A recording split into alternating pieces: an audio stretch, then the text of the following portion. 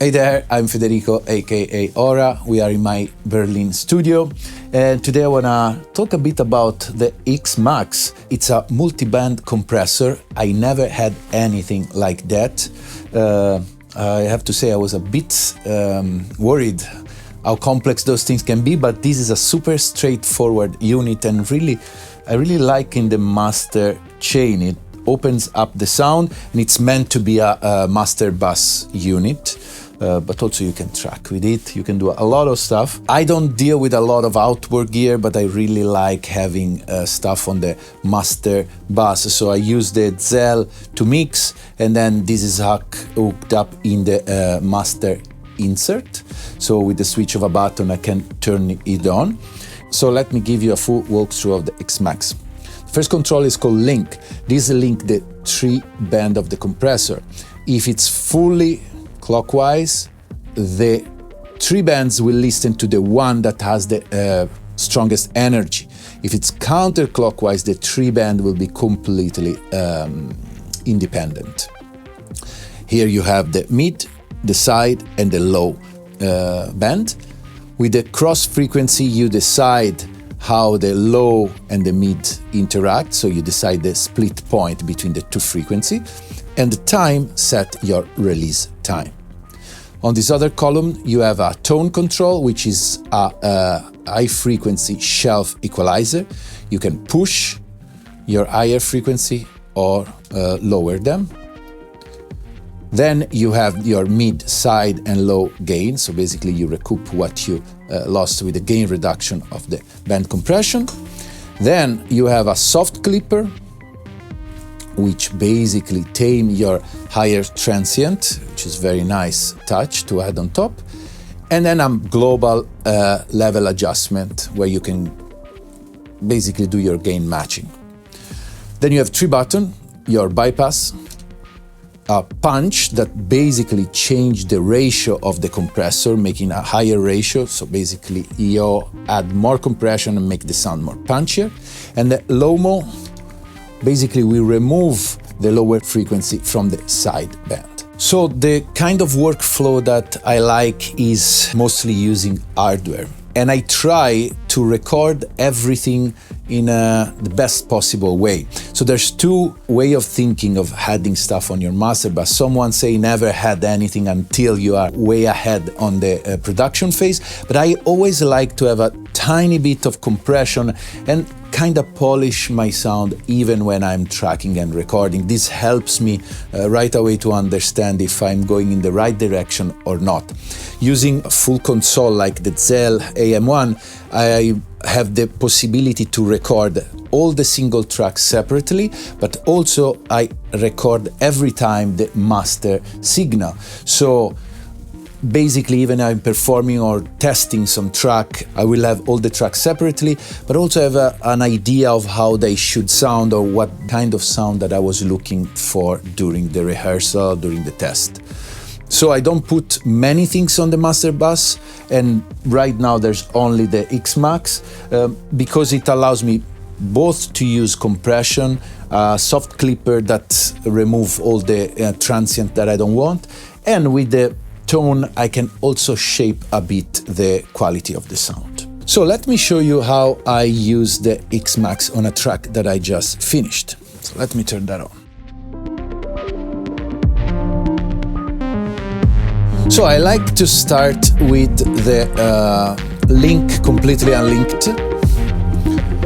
So I will start bringing in the threshold, and I will have a visual cue here on how much there's gain reduction happening.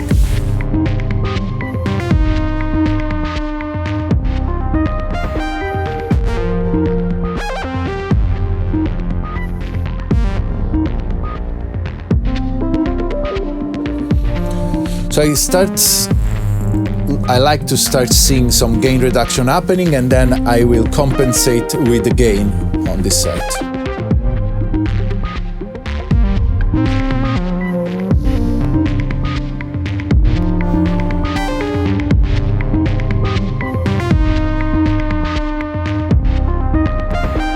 I already feel that the stereo field opens up, and the signal is more tamed.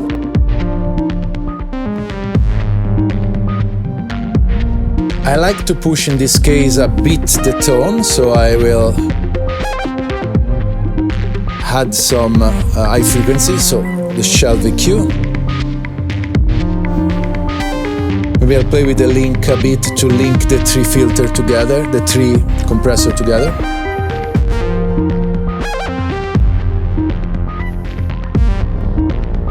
Nice. I like also to put the low frequency in mono and punch, add a nice vibe. So let's bring it in.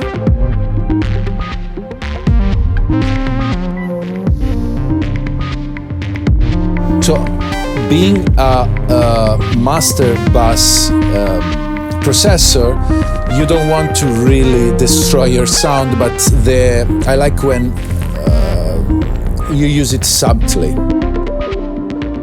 And I already hear a lot of niceness happening to my sound.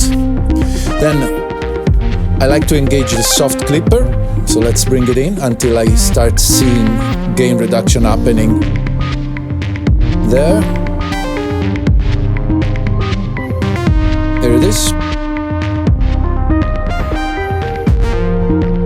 Now you can also set the release time here if you want more of a snappy compression happening or a more softer.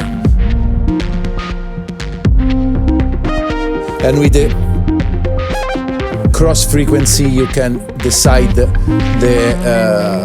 cross between the low frequency and the mid, the low band and the mid band.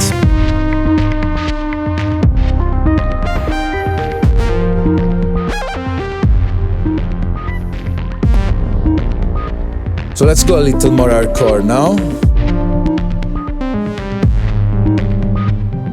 Let's unlink the tree band completely. So now the tree band works fully independently.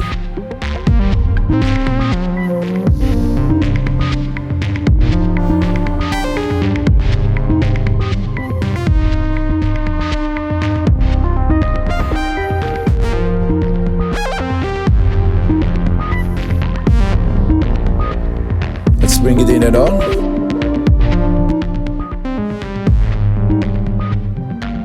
Very nice.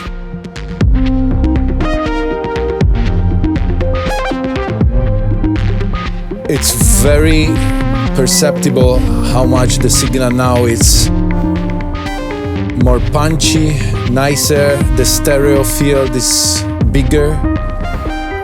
Let's turn it on.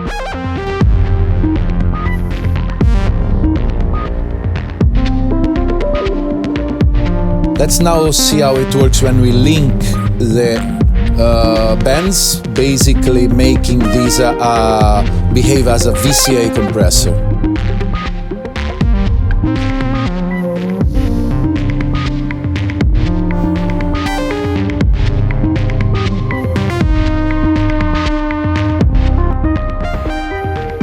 This is off.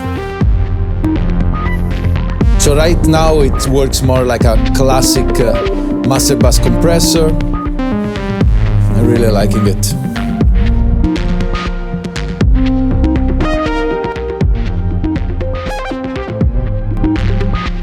Let's make it more subtle. So when it's full linked, you can actually just move the low frequency compressor, and as you can see, all the other two bands will follow the low.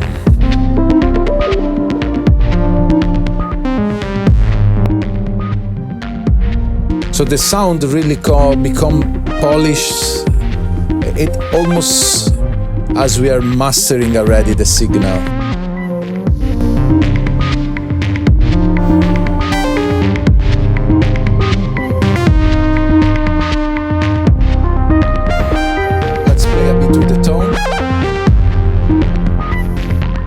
So this is at 0 and I feel the track sounds a bit dull and a bit dark, so I want to push the high frequency.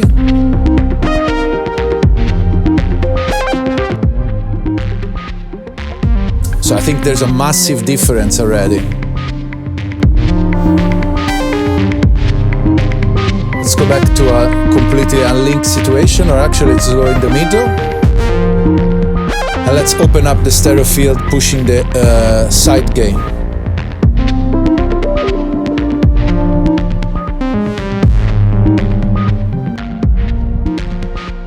So as you can hear now, the signal feels very mono, but once you engage everything, beautifully open up.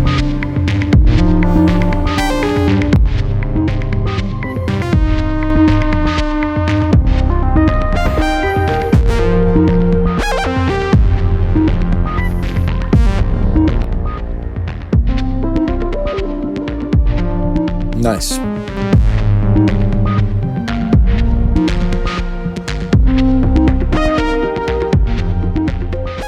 So what I really enjoy about this unit, it is that is very straightforward to use, and even if you don't know the technicality of it, you listen with your ear and you interact with it until you get a sound that you like.